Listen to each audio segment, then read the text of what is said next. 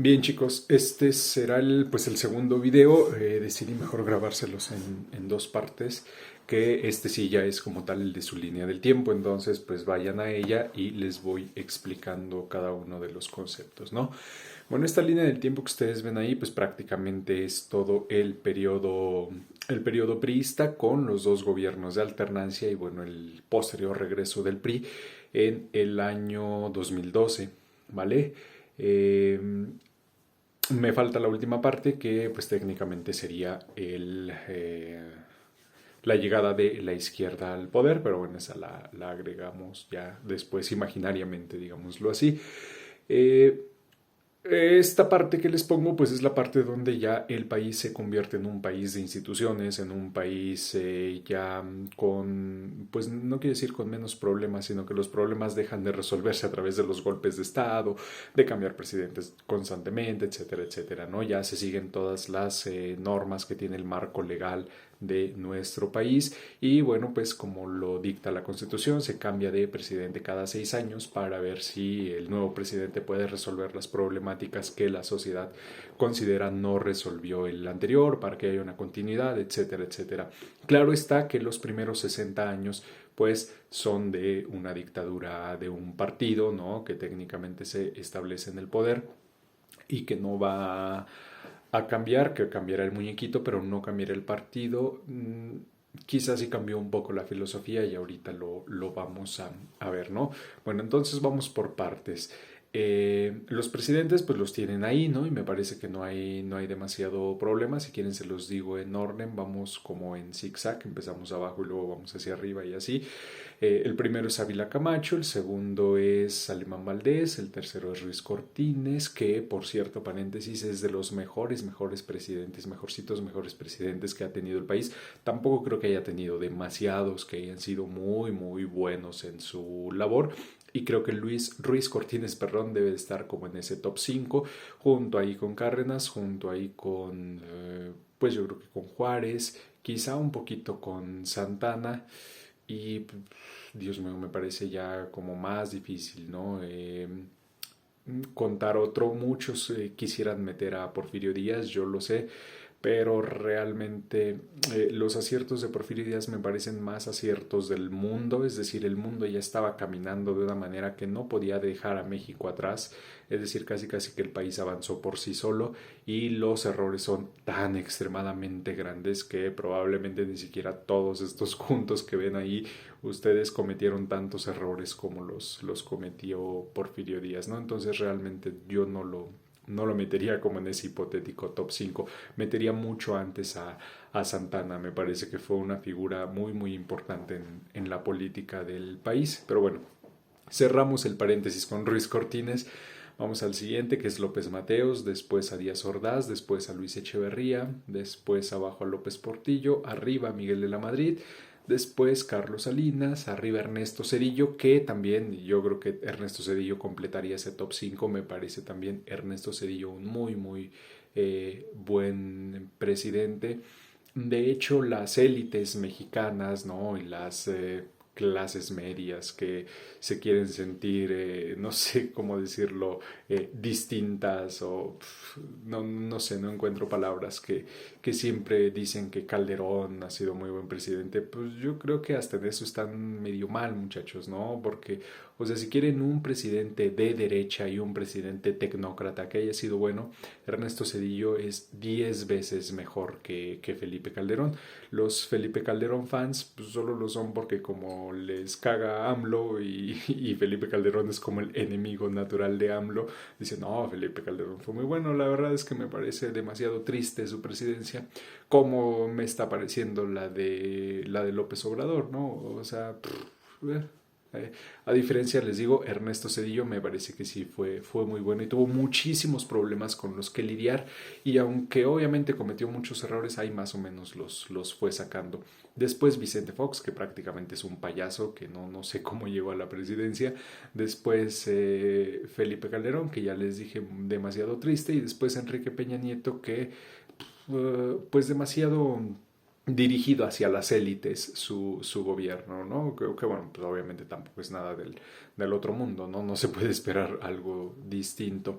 Bueno, teniendo los presidentes, vamos ahora con las partecitas que están como en rayitas, ¿no? Que está como en rojo y luego en verde y luego así.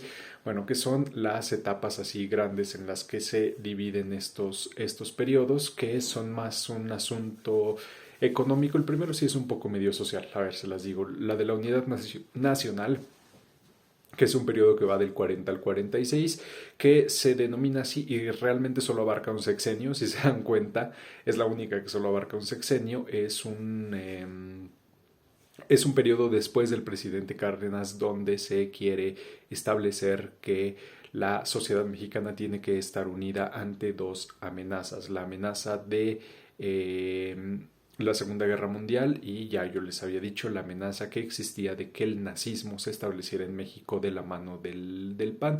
Entonces, cuando el presidente Cárdenas se va, que no se llevaba muy bien con las élites, llega el presidente Ávila Camacho, que es un poquito más conciliador y decide pactar con las élites, ¿no? Como decir, ok, sí, mis antecesores habían ayudado mucho a la clase trabajadora, yo lo seguiré ayudando, pero ya no tan en exceso, ya no, bueno, es que en exceso no está bien dicho, porque nunca se puede ayudar en exceso a la clase trabajadora, no, nunca es suficiente, pero digámoslo así, ya no los voy a ayudar tanto, es decir, voy a mantener un equilibrio. Y les comentaba en el grupo que doy en la Prepa 4 que aquí se puede ejemplificar todo en una institución, porque con Ávila Camacho se funda el IMSS y el IMSS, chicos, seguro ustedes lo saben y si no yo se los digo, es una institución que funciona con el dinero de tres sectores de la sociedad. Funciona con el dinero de la burguesía, que son los empresarios, con el dinero del proletariado, que son los trabajadores, y con el dinero del Estado, ¿vale? Que es el gobierno. Entonces, estos tres sectores aportan una pequeña cantidad todos y esa cantidad se vuelve grande ya entre todos para que funcione una institución como el IMSS, que aparte pues era extremadamente funcional hace algunos años. Hoy en día pues claramente ya todos sabemos no lo es. Después viene una parte que es más en lo económico, que es el desarrollo estabilizador, que como su nombre lo dice, es desarrollar al país pero sin demasiados contratiempos, ¿no? Es decir, no arriesgar tanto, quizá tampoco nos va a llevar a ganar tanto, pero ahí vamos, pasito a pasito, desarrollando al país, tanto en lo económico, y el estabilizador o la parte de estabilizar se refiere un poco más a lo político, ¿no? En estos años el PRI como que decía, bueno, sí, o sea, pues obviamente sabemos, bueno, no lo decía así, pero lo daba a entender como de, pues obviamente sí hacemos fraudes electorales y lo que ustedes quieran, ¿no? Pero lo hacemos como por su bien, ¿no? O sea, porque vean cómo el país más o menos va funcionando, porque no están preparados para una democracia de verdad, ¿no? Etcétera, etcétera. Entonces vean cómo los golpes de Estado se han acabado y todo ese asunto. Llegamos a la década de los 70 donde eso ya no se puede sostener y pasamos al desarrollo compartido. El desarrollo compartido en teoría era la administración pues de la administración del buen trabajo que se había hecho en el desarrollo estabilizador y en todos los sentidos, tanto en lo económico como en lo social, como en lo político, ¿no? Como que el PRI decía, de hecho Luis Echeverría, aunque hoy en día ya todos sabemos que era exactamente igual de inútil que casi todos los que ustedes ven ahí, Luis Echeverría llega con un asunto de no, yo soy libre y va a haber libertad y va a haber democracia y yo sé que el PRI era un corrupto. De hecho, todo el mundo llega diciendo como de yo sé que el PRI era un corrupto, pero yo no voy a ser corrupto, ¿no? Bueno, pues ¿qué quieren hacerle, muchachos? La sociedad mexicana era así y les creía, eso era lo peor, ¿no? Eh, y entonces se supone que se iba a administrar todo lo bien que se había hecho. Ahora venía la época de bonanza, ¿no? Y finalmente entramos a la última parte, que son los gobiernos neoliberales, que van del 82 a el año 2018. Y no sé, quizá le podríamos poner también este sexenio. No me gusta a mí, y obviamente pues porque soy historiador, no me gusta a mí realmente juzgar este sexenio todavía, porque pues claramente necesitamos juzgar el final, ¿no? Haciendo una analogía con el fútbol, a mí por ejemplo no me gusta que se corran los técnicos a mitad de temporada. ¿No? Se me hace pésimo, es decir, dale todo el tiempo y si en todo un torneo resulta un fracaso, ok, ya después lo cambias a final de temporada, ¿no? Pues exactamente igual, no puedes sacar conclusiones a 2 a 3 años de un sexenio, tienes que ver todo el sexenio para ya sacar las conclusiones, ¿no? Por ejemplo, me parece que eso pasó mucho, les hablaba con el caso de Ernesto Zedillo, creo que Ernesto Zedillo tiene muy mala fama porque en su sexenio iba enfrentando y enfrentando y enfrentando problemas y el país vivió situaciones tan dramáticas y tan caóticas que se le quedó a Zedillo como de es igual de inútil a todos los priistas. Pero obviamente como, bueno, a mí me tocó vivir el sexenio de Zedillo, pero prácticamente era un niño, ¿no? Ni me acuerdo demasiado del sexenio de Zedillo. Entonces, ya cuando yo lo analicé como historiador dije, ok, ¿no? O sea, yo ya reviso todo y creo que el sexenio de Ernesto Zedillo pues fue de los mejorcitos de todos los demás, ¿no? Por mucho, de los gobiernos neoliberales seguramente fue el mejor, ¿no? Seguramente fue el mejor presidente y fue el mejor sexenio. Aunque también pues, se le cargan muchas cosas, por ejemplo, la ola de violencia pues nace en el 94 y como que todo mundo dice, es que Zedillo es del 94. Bueno, sí, pero no mejoró, Ben, Zedillo es de diciembre del 94, ¿por qué le cargan la ola de violencia al pobre, no? Pero bueno, pues así le hacemos, ¿no? No hay análisis de la sociedad, entonces como que se van con lo primero. A lo que iba con todo esto es, hoy a 3 años, yo podría decir, bueno, seguramente el sexenio López Obradorista también lo meto dentro de los gobiernos neoliberales, no es tan enfocado a beneficiar a las élites, pero pues claramente que hay neoliberalismo ahí, ¿no? ¿Por qué?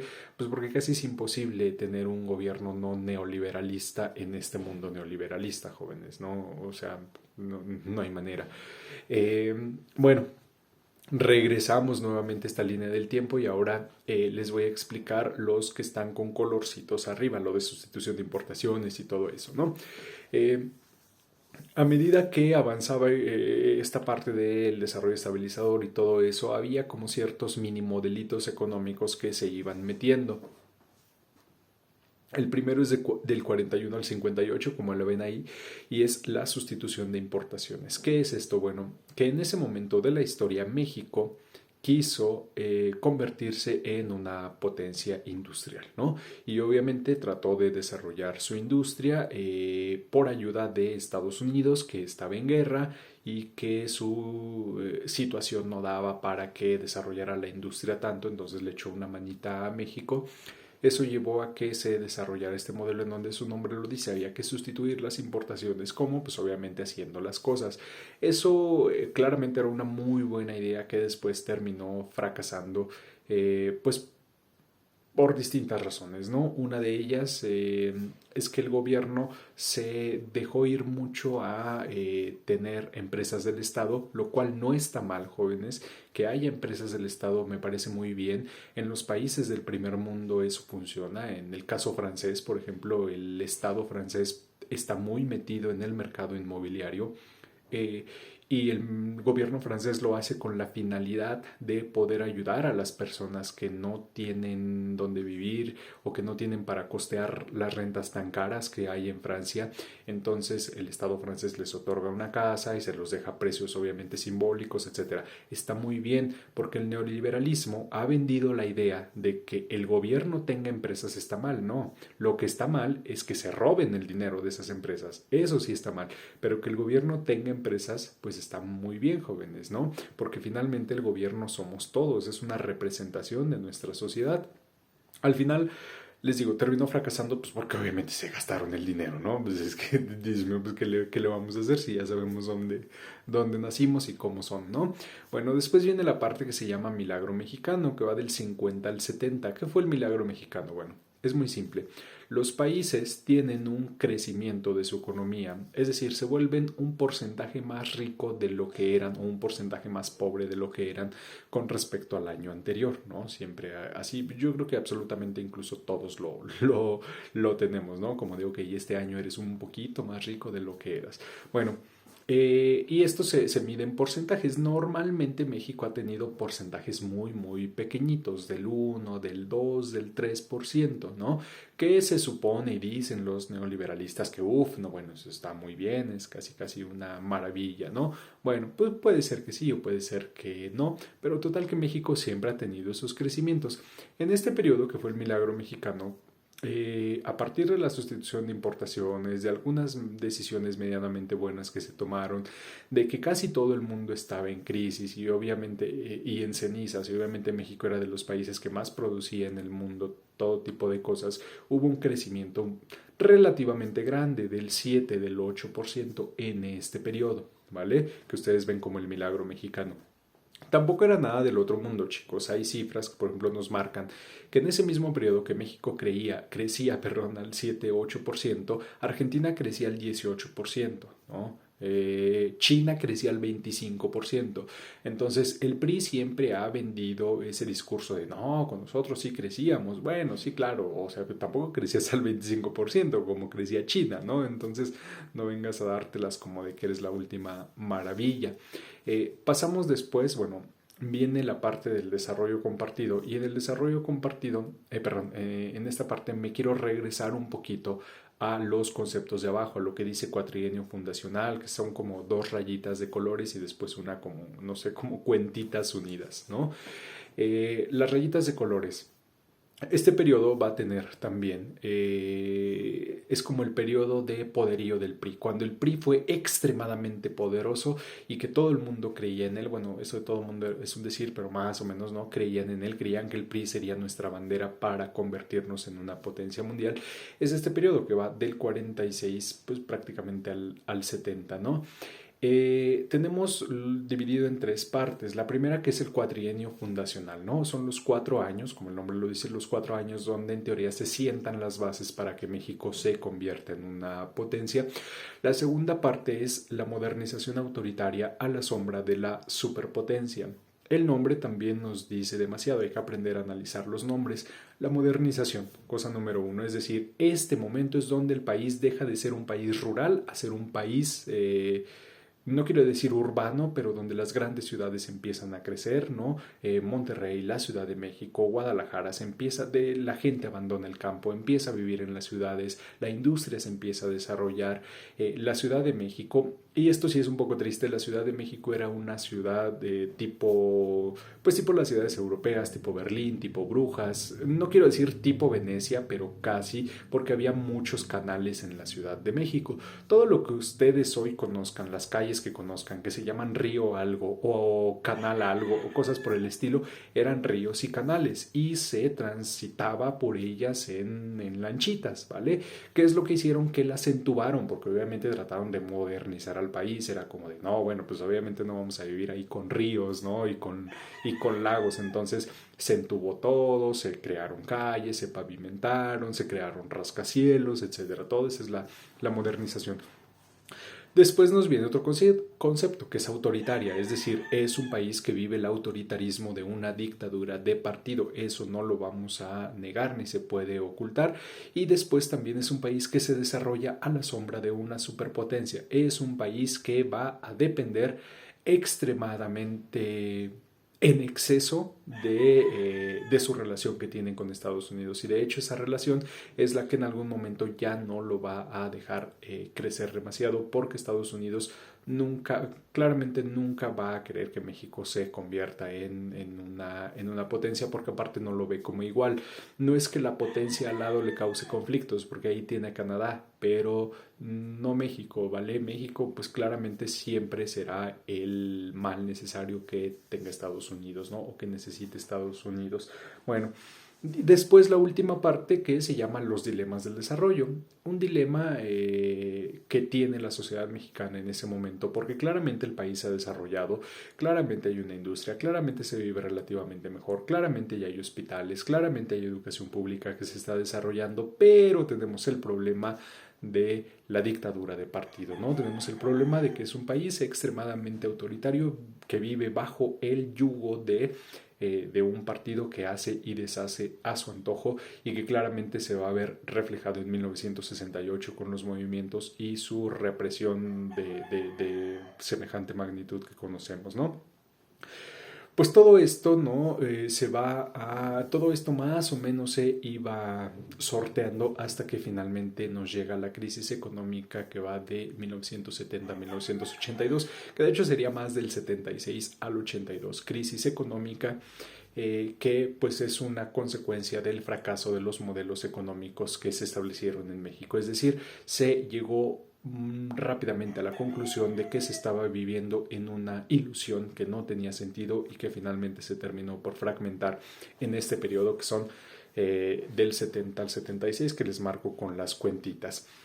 Esta crisis económica, chicos, va a traer como resultado dos cosas. La primera, que es la barrita que ustedes ven arriba de color naranja, que se llama la década perdida, donde pues prácticamente México se convierte en el país de tercer mundo que nosotros conocemos. Se convierte en un país donde la mitad de su población es pobre. De hecho, en ese momento era un poquito menos, era creo que el 47% de la población es pobre. Comienza el empleo informal, es en este momento donde comienza el empleo informal, que es un problema grandísimo y gravísimo de nuestro país, que lo vemos hasta normal, pero no debería hacerlo, y todos los gobiernos que han pasado por ahí realmente no han hecho nada para resolverlo, chicos, ¿no? Y es muy, muy triste porque lo pudimos ver, por ejemplo, en la pandemia. Cuando la pandemia llegó, teníamos cerca del 45% de la población en el comercio o viviendo del comercio informal. Esto, muchachos, obviamente es grave porque trae como consecuencia que la gente no tenga seguro médico, que la gente no se pudiera retirar a sus casas pues obviamente sí, hacer el confinamiento que se estaba haciendo, por ejemplo, en Europa, donde el comercio informal es prácticamente inexistente, ¿no? Y entonces a mí, por ejemplo, lo que me causaba mucha rabia era escuchar a personajes que habían estado en estos gobiernos y que habían sido incapaces de solucionar esa situación, decir, ¿no? Y criticar y decir, no, pero es que cómo es posible, no se está haciendo nada, bueno, inútil, ¿y tú qué hiciste durante este periodo, no? Porque claramente el 45% del comercio, de la gente viviendo del comercio informal, no es obra del Espíritu Santo, no es obra de las acciones que tomaste cuando estuviste tú gobernando al país, o cuando estuviste dentro de los gabinetes que gobernaban a este país, o dentro de las cámaras que gobernaban a este país, ¿no? Entonces era demasiado lamentable y demasiado frustrante para mí, porque les digo, es en este momento, es después de esta crisis, es en esta década perdida donde nace el comercio informal, donde nace todas esas grandes cantidades de pobres, bueno, los 65 millones de pobres que hoy sabemos que hay en México. Y tristemente se llega a la conclusión de, bueno, es que la forma de trabajar que se venía usando antes no servía. Y entonces llega el neoliberalismo, que de hecho llegó de manera muy violenta a Chile con un golpe de Estado y una dictadura militar, y a México llega a través, pues obviamente, del partido oficial, que era el PRI, a través de Miguel de la Madrid. Se llega a una conclusión que no me pregunten por qué llegaron a ella, pero llegaron a ella. Dijeron que tenían que dejar a los empresarios otra vez hacer y deshacer a su antojo, ¿no? Eso es el libre comercio prácticamente, muchachos. Decían, si nadie regula a los empresarios, ellos van a hacer y a deshacer y entonces se van a volver muy ricos. Ellos parten del punto de si los empresarios están bien, todos los demás están bien. ¿Por qué? Pues porque los empresarios les pagan a las personas, ¿no? Están olvidando dos cosas muy, muy importantes. Uno, que casi la mitad de la población no trabaja para los empresarios. Y número dos, estás asumiendo que los empresarios son buenas personas, porque de verdad, muchachos, me están diciendo que si los empresarios son más ricos, quiere decir que van a empezar a repartir más riqueza. Pues la verdad es que claramente ellos saben que no es así, pero pues obviamente eso le dijeron a la sociedad mexicana e instalaron este nuevo modelo que se llama neoliberalismo, que es prácticamente eso, volver a usar el liberalismo, y el liberalismo no es otra cosa que dejar a los empresarios hacer y deshacer a su antojo, bajo esta premisa de que el mercado se regula solo, número uno, ¿no? Y de que si ellos estaban bien, todos los demás iban a estar bien. La parte de que el mercado se regula solo, chicos, y obviamente esto ya tiene que ver más con el tema de economía, que será nuestra unidad número 3, pues claramente es una mentira. ¿Por qué? Porque el mercado no se regula solo, lo regulan ellos, lo regulan los empresarios dependiendo de cómo les convenga, ¿no? Bueno, y después finalmente entramos a la parte de la crisis económica y en el camino pues hay dos gobiernos que no pertenecen al PRI, que se llaman gobiernos de alternancia, pero que realmente siguen la misma línea del modelo económico neoliberal. Entonces, pues aunque son dos gobiernos técnicamente distintos, pues prácticamente son la misma cosa, ¿no? De ahí el hecho de que se les haya llamado pues PRIAN y todo lo que ya sabemos, que pues técnicamente yo creo que quien le debería de molestar, bueno, pues no sé, les debería de molestar a los dos, porque en teoría en algún momento de la historia sí fueron enemigos los dos partidos, pero desde que se instaura el neoliberalismo en México ya se juntaron, ¿vale? Y bueno, pues ese es todo el panorama. Espero que no haya, pues no haya dudas ni preguntas, si no, pues me escriben, ¿vale?